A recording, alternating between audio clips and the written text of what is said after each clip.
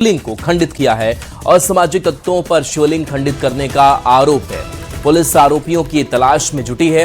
घटना के बाद लोगों में गुस्सा है। तो बड़ी खबर रांची से, जहां की काके में असामाजिक तत्वों ने शिव मंदिर में स्थित शिवलिंग खंडित किया है। शिवलिंग खंडित होने से तनाव का माहौल है। पुलिस आरोपियों की तलाश में जुटी हुई है। घटना के बाद लोगों में गुस्सा है। ये वही मंदिर है जहां से शिवलिंग को खंडित किया गया है। जब लोग इस मंदिर पहुंचे तो उन्होंने देखा कि शिवलिंग खंडित है, टूटा हुआ है, और ऐसे में अब लोगों ने पुलिस से कार्रवाई की मांग की है। रांची के काके थाना क्षेत्र स्थित संग्रामपुर गांव स्थित शिव मंदिर में असामाजिक तत्वों के द्वारा जो शिवलिंग है उसे खंडित किया गया है। फिलहाल घटना के बाद पुलिस मामले की जांच में जुटी हुई है। जो भी आरोपी है उनकी तलाश की जा रही है।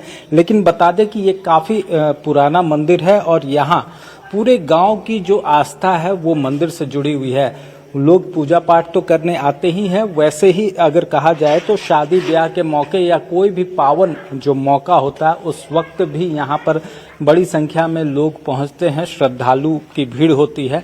लेकिन ऐसे में मूर्ति खंडित हो जाने से लोगों में आक्रोश भी है, ग्रामीणों में भी आक्रोश है और इस पूरे मामले को लेकर वो जल्द से जल्द आरोपियों को गिरफ्तार करने की मांग भी कर रहे हैं। खासतौर से हम जानने की कोशिश करेंगे, भैया कितनी मान्यता है और कितनी आस्था है आप लोगों की इस मंदिर से? बहुत अच्छी है। क्या जो यहाँ का जितना परिवार आता है वो सब यहाँ पूजा करने आता है और फिर यहाँ अगल बगल का भी आता है पूजा करने। शादी ब्याह भी होता है, सारा कुछ होता है। सारा कुछ होता है। हाँ, धूम रहता है जी। लेकिन ये अब ये ऐसा घटना हुआ हम लोग को तो खुद नहीं पता है, लेकिन हमको आज सुबह पता लगा, इसलिए हम आ गए देखने के लिए कि सच्चा क्या है झूठा क्या। तो जब अपने आंखों से देखे तो अभी ताला लॉक है। अब फ्रंट गेट में देख रहे होंगे, गेट में ताला लॉक है और थोड़ा शिवलिंग का टूटा हुआ है। तो हम अब किसी विश्वास नहीं कर सकते, अपना आंख से देखे तब हमको लगा कि है सच्ची बात है। ये तो देख सकते हैं जो लोग हैं उनका भी कहना है जिस मामले में जो आरोपी हैं उनकी गिरफ्तारी जल्द से जल्द होनी चाहिए ताकि इस तरह की घटना की पुनरावृत्ति न हो पाए। बता दें कि जो आस्था का प्रतीक है ये मंदिर और लंबे समय से लोग यहाँ इस मंदिर से जुड़े हुए हैं। लोगों की आस्था है, भरोसा है। लेकिन जिस तरह की घटना हुई है वो कहीं ना कहीं लोगों को आहत करता हुआ नजर आ रहा है। कैमरा पर्सन संजीव तिवारी के साथ Om Prakash, news 18 Ranchi. Hockey India की वर्तमान सिलेक्टर और भारतीय महिला हॉकी टीम की पूर्व कप्तान असुंता लकड़ा ने हॉकी झारखंड पर बड़े आरोप लगाए हैं। असुंता लकड़ा ने हॉकी इंडिया के महासचिव और हॉकी झारखंड के अध्यक्ष भोलानाथ सिंह पर धमकी देने का आरोप लगाया है। अंशुता ने न्यूज़ 18 से खास बातचीत में बताया कि पूरा मामला हॉकी इंडिया लीग चैंपियनशिप के दौरान रांची स्थित एकलव्य सेंटर के कोच सुधीर गोला से जुड़ा है, जिन पर सेंटर की एक महिला हॉकी खिलाड़ी ने दुर्व्यवहार के आरोप लगाए थे। हॉकी खिलाड़ी ने इस मामले की शिकायत असुंता से की थी, जिसके बाद उन्होंने हॉकी इंडिया, सीएम हेमंत और खेल मंत्री को इसकी जानकारी दी थी। इसके बाद भोलानाथ सिंह ने उन्हें धमकी दी है।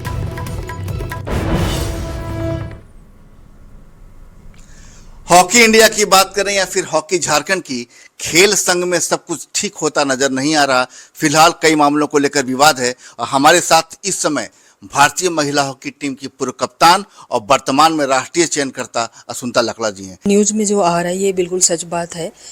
मैंने आरोप लगाया है और ये मुझे फ़ोन आया है, मेरे फ़ोन पे अभी भी है कि उन्होंने मुझे फ़ोन करके बोला है कि असुंता तुम औकात में रहो, औकात में रह के बात करो और जहाँ भी बात करती हूँ वहाँ ध्यान से बात करो, वहाँ से मुझे खबर आ जाती है।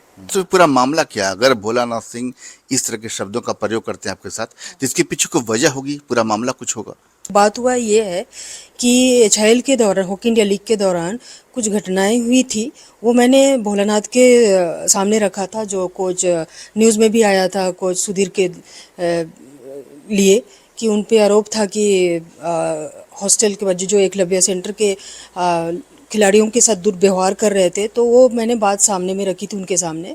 तो उन्होंने एक्शन नहीं लिया या जो भी, या डिले किया है या जानबूझ के उसको अंडर 18 एशिया कप कैंप में भी उन्होंने भेज दिया। अगर उनको जानते हुए इंडिया कैंप में भेजना मतलब क्या है? तो शिकायत आपको दी कि कुछ ऐसा हुआ है? हाँ बिल्कुल, बच्चों ने जब पूछताछ हुई, थोड़ी सी जानकारी मिली, तो थोड़ा पूछताछ हुई और कुछ चीज़ें मिली, तो एक कमेटी बनी जांच कमेटी बनी और जांच कमेटी पूछताछ की, उसमें कुछ सबूत मिले।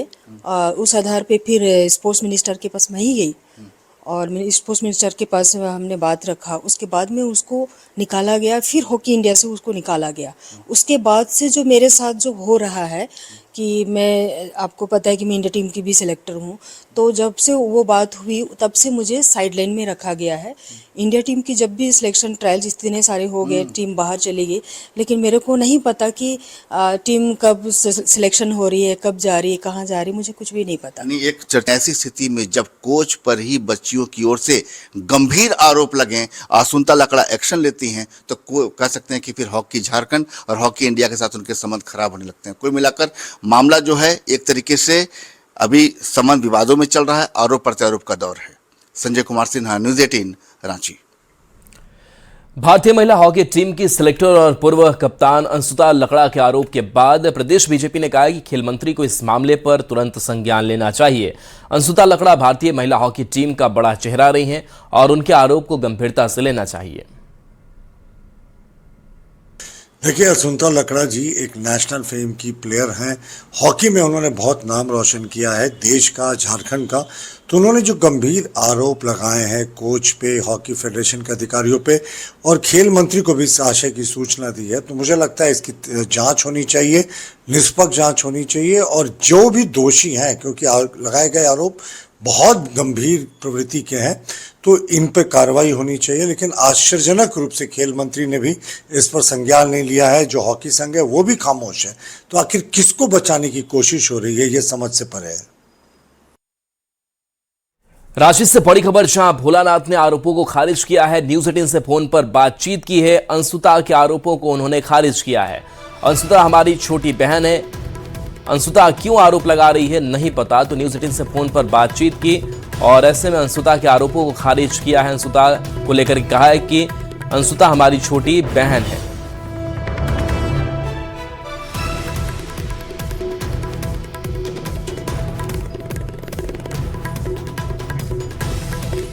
तो बड़ी खबर अंशुता मामले में, जहां भोलानाथ ने अब आरोपों को खारिज किया है। न्यूज़ 18 से उन्होंने फोन पर बातचीत की। बातचीत के दौरान उन्होंने अपनी सफाई दी और अंशुता के आरोपों को खारिज किया और अंशुता को उन्होंने छोटी बहन के तौर पर बताया और कहा कि अंशुता क्यों आरोप लगा रही हैं ये पता नहीं है। तो दूसरी तरफ इस मामले की जांच की बात कही जा रही है। खेल मंत्री इस पूरे मामले की जांच करे जो आरोप अंशुता की तरफ से लगाए गए हैं, लेकिन अंशुता के आरोपों को भोलानाथ की तरफ से खारिज किया गया है और भोलानाथ ने कहा है कि अंशुता हमारी छोटी बहन है। अंशुता क्यों ऐसे आरोप लगा रही है ये नहीं पता। संजय हमारे साथ फोन लाइन पर है। संजय, एक तरफ अंशुता का आरोप और दूसरी तरफ भोलानाथ की सफाई भी सामने आई है, क्या कुछ चल रहा है?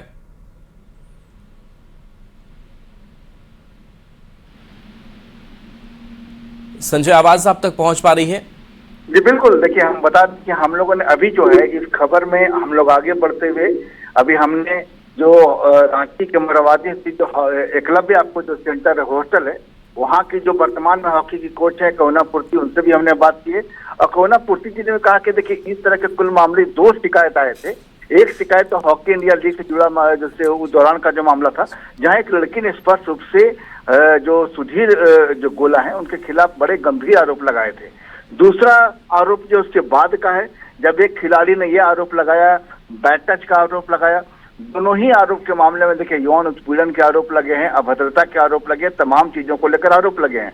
ऐसी स्थिति में इस मामले में पत्र जो है खेल मंत्री को भी लिखा जा चुका है, साथ ही आपको मुख्यमंत्री हेमंत सोरेन को भी लिखा जा चुका है और जो आवेदन दिया गया है उसमें कई पूर्व अंतर्राष्ट्रीय हॉकी खिलाड़ियों ने बाकायदा अपने सिग्नेचर किए हैं कि वास्तव में इस मामले में कार्रवाई की जाए।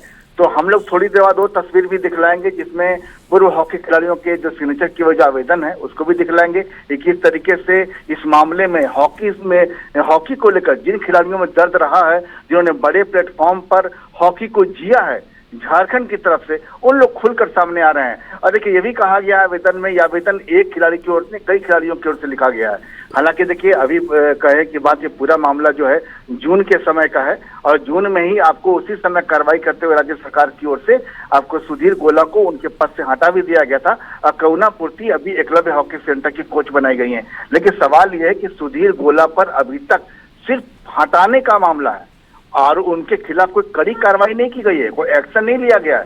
तो ऐसे में जांच की मांग उठ रही है कि वास्तव में एक्शन लिया जाए। क्योंकि दूसरी बात है कि जब इस मामले में जो नेशनल हॉकी की सिलेक्टर हैं असुता लकड़ा, हम लोग उनका भी इंटरव्यू दिखला रहे हैं, जिस तरीके से उन्हें बातचीत रखी है कि जब वो खिलाड़ियों के हित की बात को लेकर सामने आती हैं तो उन्हें धमकियां दी जाती हैं। तो एक बात तो भी सामने आई है कि जब हम इसका विरोध करते तो धमकी दी जा रही है। तो हम लोगों ने दोनों पक्षों को दिखलाया है और हम लोग ये बताने की कोशिश कर रहे हैं कि वास्तव में हमारे देश के कहते हैं नेशनल गेम हमारी हॉकी है, झारखंड हॉकी में सबसे आगे है। हमारी जो राष्ट्रीय टीम है उसके कप्तान भी सलीमा टेटे हॉकी से झारखंड से हैं। तो वास्तव में झारखंड में हॉकी को लेकर जिम्मेदारी भी ज्यादा है। तो ऐसी स्थिति में वास्तव में राज्य सरकार को जो कह रहे हैं कि खिलाड़ियों की मांग है कि एक एक्शन लिया जाए और एक संदेश रांची की धरती से दिया जाए कि भाई जो हॉकी को लेकर, यहाँ की बेटियों को लेकर जो अगर वास्तव में किसी ने कुछ अगर गलत किया है तो वास्तव में एक एक्शन लिया जाए ताकि संदेश इसका देश और दुनिया में जाए। जी चलिए, बहुत बहुत शुक्रिया इस अपडेट के लिए आपका। जमशेदपुर से बड़ी खबर, जहां ग्रामीण पुलिस को बड़ी सफलता मिली है। पुलिस ने करोड़ों रुपए के 1 किलो पन्ना पत्थर को बरामद किया है। पन्ना पत्थर समेत 3 तस्करों को गिरफ्तार किया गया है। मामला बहरागोड़ा थाना क्षेत्र का बताया जा रहा है। तो बड़ी खबर जमशेदपुर से, जहां ग्रामीण पुलिस को बड़ी सफलता मिली है। पुलिस ने करोड़ों रुपए के 1 किलो पन्ना पत्थर को बरामद किया है। पन्ना पत्थर समेत 3 तस्करों को गिरफ्तार किया गया है। मामला बहरागोड़ा थाना क्षेत्र का है। एक गुप्त सूचना प्राप्त हुई थी कि कुछ अज्ञात लोग पन्ना की अवैध तस्करी करने का प्रयास कर रहे हैं। इस संदर्भ में हमने एक छापामारी टीम का गठन किया एसडीपीओ घाटशिला के नेतृत्व में। तो इस पर त्वरित कार्रवाई करते हुए हम लोगों ने बहरागोड़ा बस स्टैंड के पास से 3 तस्करों को गिरफ्तार किया, कुल 1 केजी 95 ग्राम पन्ना के साथ, जिसकी अनुमानित मूल्य 1 से 1.5 करोड़ के आसपास हो सकती है। बोकारो से बड़ी खबर है, जहां के कसमार थाना क्षेत्र में पुलिस ने नकली ब्रांडेड उत्पाद बनाने वाले एक बड़े गिरोह का भंडाफोड़ किया है। पुलिस और कई कंपनियों के जांच टीम ने गोदाम में संयुक्त छापेमारी की और भारी मात्रा में नकली सामान बरामद किया। इस दौरान गोदाम संचालक को गिरफ्तार किया गया है। मौके से कई कंपनी के नकली सामान बरामद हुए हैं। फिलहाल पुलिस पूरे नेटवर्क की जांच में जुटी हुई है। तो बड़ी खबर बोकारो से, जहां के कसमार थाना क्षेत्र में पुलिस ने नकली ब्रांडेड उत्पाद बनाने वाले एक बड़े गिरोह का भंडाफोड़ किया है। पुलिस और कई कंपनियों के जांच टीम ने गोदाम में संयुक्त छापेमारी की और भारी मात्रा में नकली सामान बरामद किया है। इस दौरान गोदाम संचालक को गिरफ्तार किया गया।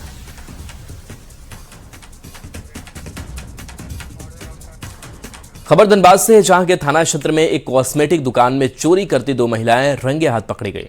चोरी की घटना सीसीटीवी कैमरे में कैद हो गई। दुकान संचालक ने दोनों महिलाओं को पकड़कर पुलिस के हवाले किया। दुकान संचालक ने जानकारी देते हुए बताया कि पिछले 2-3 दिनों से उनकी दुकान से लगातार सामान गायब हो रहा था। चोरी की घटनाओं के बाद दुकान में लगे सीसीटीवी कैमरों की फुटेज खंगाली गई, जिसमें 2 महिलाएं संदिग्ध गतिविधियां करते हुए दुकान के से सामान चोरी करती हुई नजर आई। दोनों महिलाएं फिर से दुकान पर पहुंची। इस दौरान दुकान संचालक और कर्मचारी ने उन पर नजर रखी और सामान चोरी करते हुए उन्हें रंगे हाथ पकड़ लिया। इसके बाद तुरंत सदर थाना पुलिस को सूचना दी गई। कंटिन्यू चोरी कर रहा था, रिकॉर्डिंग भी है कैमरा में। परेशान हो गए लोग। किस चीज का दुकान था? कॉस्मेटिक का दुकान है, हीरापुर पाल मार्केट। आज कैसे पता चला? हम लोग 3-4 दिन से उसका रेकी कर रहे थे। चोरी करते रंगे हाथ? हाँ, सब बोरा साथ में, पहले का भी रिकॉर्डिंग है। चोरी हाथ रंगे हुए हाथ पकड़े भी है और अगला कबूल रहा पूरा। ये वो सच नहीं बता रहे, एगो बोरा मटकुरिया, एगो बोरा जहरिया। पहले तो वो बताया कि आपका रंगा था। हाँ, सूचना दे दिया थाना, आ रहे चोरी करते हुए। खबर गिरिडीह से है, जहां के हिरोडी थाना क्षेत्र में एक दर्दनाक हादसा हुआ। निर्माणाधीन मकान का छज्जा अचानक गिरने से मां और बेटी की मलबे में दबकर मौत हो गई, जबकि एक राजमिस्त्री घायल हो गया। पुलिस मामले की जांच में जुटी है। हादसे के बाद इलाके में अफरा तफरी मच गई। आसपास के ग्रामीण तुरंत घटनास्थल पर पहुंचे और काफी मशक्कत के बाद दोनों को मलबे से बाहर निकाला गया। हालांकि तब तक दोनों की मौत हो चुकी थी। पुलिस करे शिनाख्त।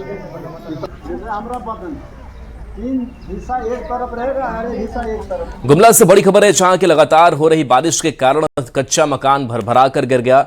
मलबे में दबने से 5 साल के मासूम समेत 4 लोग घायल हो गए। हादसे के समय परिवार के सदस्य घर में सो रहे थे। चीख पुकार सुनकर आसपास के ग्रामीण और परिजन मौके पर पहुंचे। सभी ने मिलकर तुरंत मलबा हटाया और काफी मशक्कत के बाद सभी को सुरक्षित निकाला गया।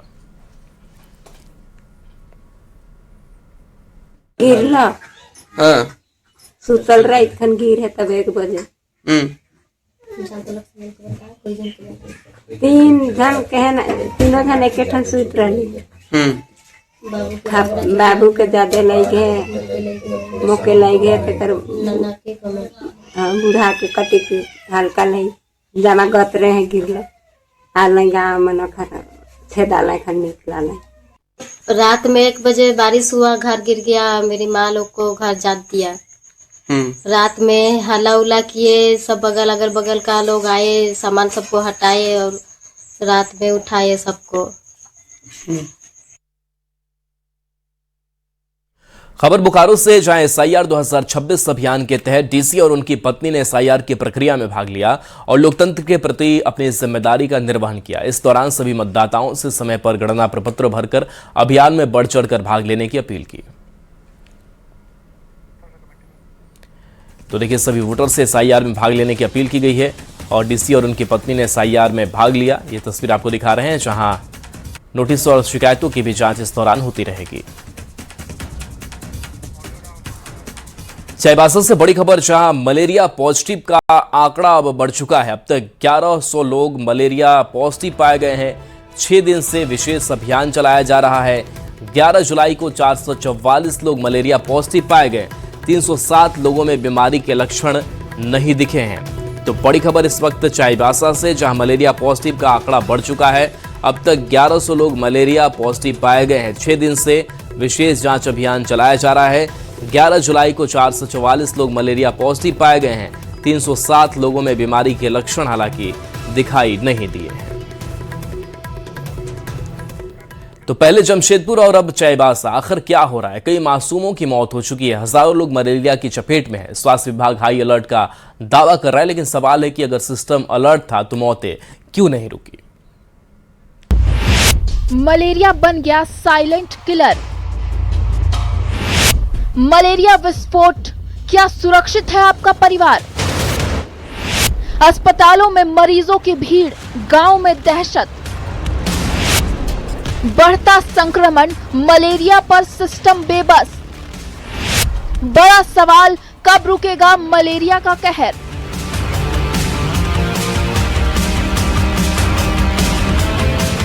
क्या झारखंड में मलेरिया अब जानलेवा होता जा रहा है? क्या हर दिन बढ़ते मरीज और मौत के आंकड़े सिस्टम की नाकामी की कहानी कह रहे हैं? और सबसे बड़ा सवाल, क्या ब्रेन मलेरिया अब साइलेंट किलर बन चुका है? जमशेदपुर और चाईबासा से आई तस्वीरें डराने वाली हैं। एक तरफ मौत का आंकड़ा बढ़ रहा है, दूसरी तरफ हर दिन सैकड़ों नए मरीज सामने आ रहे हैं। मलेरिया का जो प्रकोप है वो तो कहीं ना कहीं हम लोग को इतना ज्यादा डरा रहा है कि अभी तक हमारे पूर्वी सिंहभूम जिला में 9 लोगों की मृत्यु हो चुकी है। पानी जम जाता है या जैसे टायर उयर वगैरह कहीं रहता है, पानी जमा रहता है, उसमें साफ सफाई रखना चाहिए। गाँव क्षेत्र में देखिए आदमी का थोड़ा नॉलेज का कमी रहता है कि लोकल दवाई उवाई चलाता है, बाद में उसको पता समय रहते हुए पता नहीं चलता है। जमशेदपुर में मलेरिया का कहर थमने का नाम नहीं ले रहा। MGM अस्पताल में इलाज के दौरान झरिया गांव निवासी ऋतिक सिंह की मौत हो गई। इसके साथ ही जिले में मलेरिया से मरने वालों की संख्या बढ़कर 9 हो गई है। स्वास्थ्य विभाग लगातार जांच और इलाज का दावा कर रहा है, लेकिन सवाल यही है, अगर अभियान चल रहा है तो मौतें क्यों नहीं रुक रही?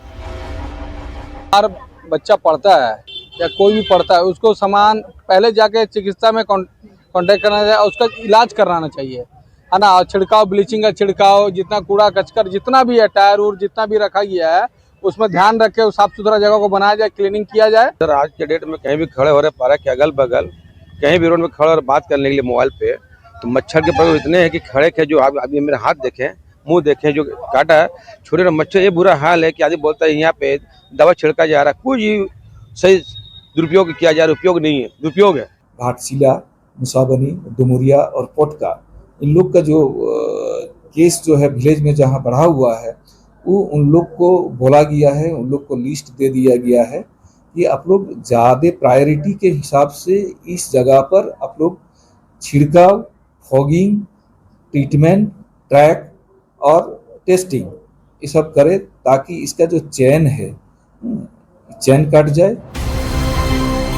उधर चाईबासा में हालात और भी चिंताजनक है। 6 जुलाई से शुरू हुए मिशन उदय M2.0 के तहत महज 5 दिनों में 700 लोग मलेरिया पॉजिटिव मिले हैं। चौंकाने वाली बात यह है कि इनमें 352 लोग ऐसे हैं जिनमें बीमारी के लक्षण तक नहीं थे, लेकिन जांच में वे PF यानी ब्रेन मलेरिया से संक्रमित पाए गए। तो क्या बिना लक्षण वाला मलेरिया सबसे बड़ा खतरा बन चुका है? स्वास्थ्य विभाग गांव-गांव जांच अभियान चला रहा है। लोगों को नुक्कड़ नाटक के जरिए जागरूक किया जा रहा है। दवाइयां भी दी जा रही हैं, लेकिन सवाल है जब मरीजों की संख्या लगातार बढ़ रही है तो क्या सिर्फ जागरूकता अभियान चलाना काफी है? क्योंकि एक तरफ बढ़ते मरीज तो दूसरी तरफ बढ़ता मौत का आंकड़ा। ऐसे में सवाल उठता है कि क्या झारखंड मलेरिया की नई लहर की चपेट में है? आखिर कब रुकेगा मलेरिया का ये जानलेवा कहर? जिला प्रशासन और स्वास्थ्य विभाग अब घर घर जाकर, क्षेत्र में जाकर लोगों को जागरूक भी कर रहा है, जिससे इस ब्रेन मलेरिया को, चैन को रोका जा सके। हम भी अपने न्यूज़ 18 के माध्यम से लोगों से अपील करते हैं कि जांच करवाएं समय पर। जो है गांव के लोगों को अगर मलेरिया की शिकायत मिलती है तो वो तत्काल जाकर अस्पताल इसका इलाज कराए। और कहीं ना कहीं सबसे बड़ा कारण जागरूक होने की जरूरत है। अगर साफ सफाई रहेगी तब भी जाकर इस मलेरिया के चैन को हम तोड़ सकेंगे। न्यूज़ 18 के लिए जमशेदपुर से आशीष कुमार तिवारी। अब जान लेते हैं कि ब्रेन मलेरिया क्या होता है। तो ब्रेन मलेरिया को सेरेब्रल मलेरिया भी कहते हैं। तो इस ब्रेन मलेरिया, जिसे सेरेब्रल मलेरिया भी कहा जाता है, ये पी फेल्सीपैरम मलेरिया का सबसे गंभीर रूप माना जाता है। ये मस्तिष्क को प्रभावित करता है। मुख्य लक्षण की बात करें तो मुख्य लक्षण दौरे, बेहोशी, भ्रम और कोमा तक की भी स्थिति आ सकती है। दौरे के बाद मरीज 30 मिनट से अधिक समय तक कोमा में रह सकता है। चेतना में गड़बड़ी होने पर इसे गंभीर मलेरिया मानकर तुरंत इलाज जरूरी है। समय पर अगर उपचार न मिले तो जान को खतरा भी हो सकता है। अब इस ब्रेन मलेरिया के लक्षण क्या क्या है? तो मस्तिष्क संबंधी लक्षण इसमें खास तौर से देखने को मिलते हैं। आंखें खुली हो लेकिन दिखाई न दे रहा हो, धुंधली असामान्य दृष्टि, आंखों का अनियंत्रित हिलना, आंखों के ऊपर या एक तरफ मुड़ जाना, इसके साथ साथ गर्दन में अकड़न भी महसूस हो सकता है। शरीर में असामान्य अकड़न आप महसूस करते हैं, जबड़े भी जकड़ सकते हैं, दांत पीसना, बेहोशी या कोमा में भी जाने की स्थिति बन सकती है। तेज बुखार, इसके लक्षणों में लीवर और तिल्ली का बढ़ना, इसके साथ साथ पीलिया, फेफड़ों में सूजन और किडनी की खराबी जैसी भी गंभीर समस्या सामने आ सकती है। गंभीर एनीमिया के भी लक्षण आपको दिखाई दे सकते हैं। इसके साथ साथ लो ब्लड प्रेशर और रक्तस्राव की भी स्थिति बन सकती है। अब देखिए ब्रेन मलेरिया का उपचार क्या क्या हो सकता है, किस तरीके से आप खुद को ठीक कर सकते हैं। तो आर्टेसोनेट और आर्टेमेथर से इलाज किया जाता है और क्विनिन और क्यूनिडाइन की भी इस मलेरिया के दौरान दिया जाता है। गंभीर मरीज को आईसीयू में भर्ती किया जाता है। कोमा में वेंटिलेटर की जरूरत पड़ सकती है। दौरे रोकने के लिए एंटी सीजर दवाएं भी दी जाती हैं। इसके साथ साथ अन्य अंगों की जटिलताओं का भी इलाज किया जाता है। अब ब्रेन मलेरिया से बचाव के उपाय क्या हो सकते हैं? तो मच्छरदानी का इस्तेमाल बेहद जरूरी है। घर और आसपास पानी आप बिल्कुल भी जमा ना होने दें। पूरी बाजू के कपड़े पहने, मच्छर भगाने वाले उपाय अपनाएं, बुखार होने पर तुरंत जांच कराएं और डॉक्टर की भी सलाह लेना आपको जरूरी है। और चलिए न्यूज़ 18 पर इसी के साथ इस बुलेटिन में इतना ही। नमस्कार।